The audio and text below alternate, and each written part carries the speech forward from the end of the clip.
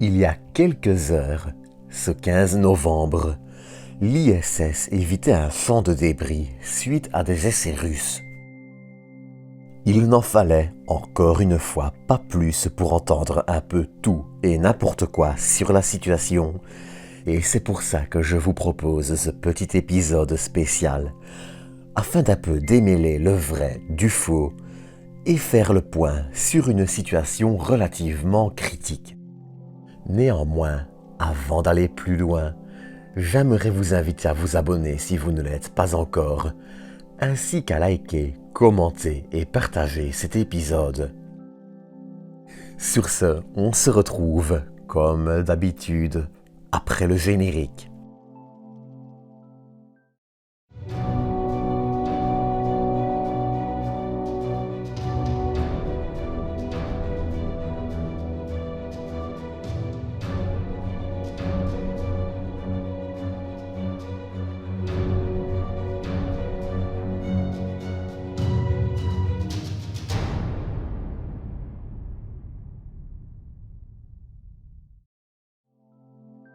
ASAT.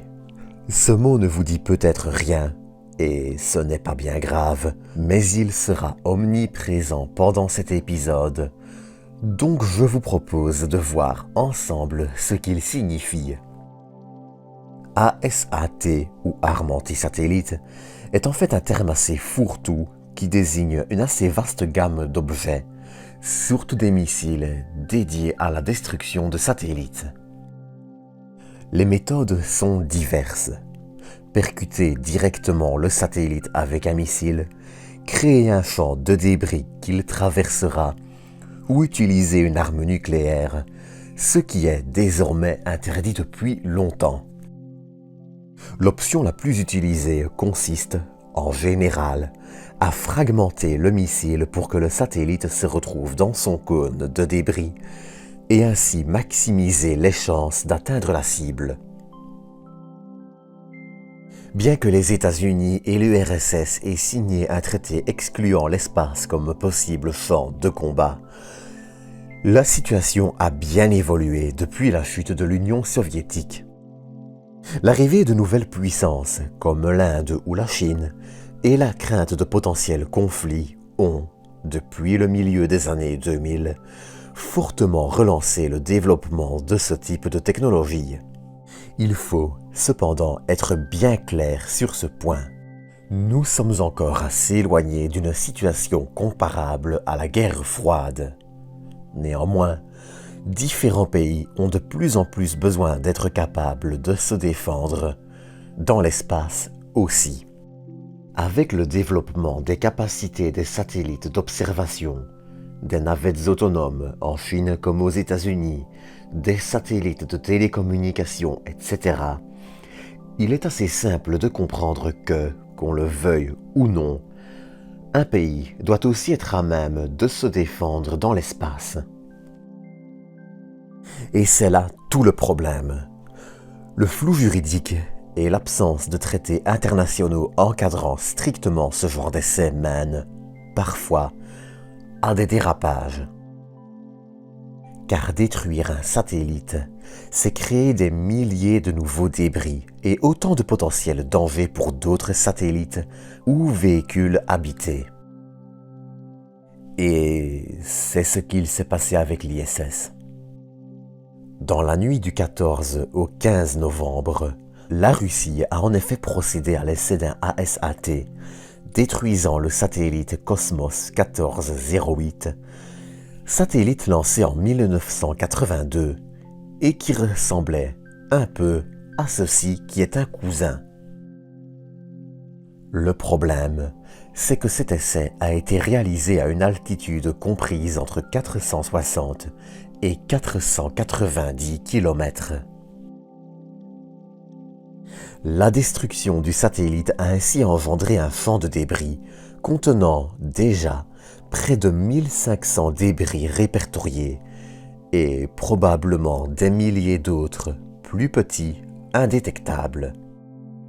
Le 15 novembre, au matin, en raison d'un passage de l'ISS près de ce champ de débris, Il était ainsi décidé de fermer plusieurs modules, ceux en orange jusqu'à ce mardi, en cas d'incident. L'objectif étant de minimiser le risque en cas d'impact, en ne gardant accessibles que les modules dans l'axe de la station, qui sont donc plus à l'abri. Et en quelques heures, on a eu droit à peu près tout et n'importe quoi. Impact imminent, capsule Crew Dragon endommagée. Rien de tout ceci n'est pourtant arrivé. L'ISS est passé malgré tout à une distance du nuage de débris et le pire des scénarios inclurait une légère modification de sa trajectoire ce mardi. Les astronautes n'ont jamais été menacés et, même en cas d'impact endommageant un module, il est assez évident que les dégâts seraient limités et très probablement réparables. Les scénarios à la Gravity sont, désolé de le dire, exagérés et cela se limiterait probablement à une fuite d'air assez discrète. Néanmoins, le risque que des débris endommagent des équipements essentiels, comme les panneaux solaires, et touchent des points particulièrement sensibles, comme certains câbles par exemple, n'est pas non plus nul. Et il faut avouer une chose, c'est que dans le climat politique déjà tendu, le test russe, qui relève de l'ingérence selon beaucoup, n'aurait jamais dû avoir lieu sur une orbite aussi proche de celle de l'ISS. À titre de comparaison, le récent test chinois était, lui, sur une orbite différente, et l'ISS n'avait fait qu'une petite manœuvre d'évitement longtemps après, il y a 3 semaines. Néanmoins, ce type d'incident reste, malgré tout, assez rare, et la suite risque plus de se jouer sur la scène politique que spatiale. Car au-delà de la mise en danger de l'ISS, cet incident met encore une fois en avant le manque de réglementation sur les débris en orbite au niveau international. Mais encore une fois, l'ISS et les capsules qui y sont amarrées n'ont subi aucun dommage et, malgré la gravité de la situation, il ne faut pas non plus s'alarmer inutilement.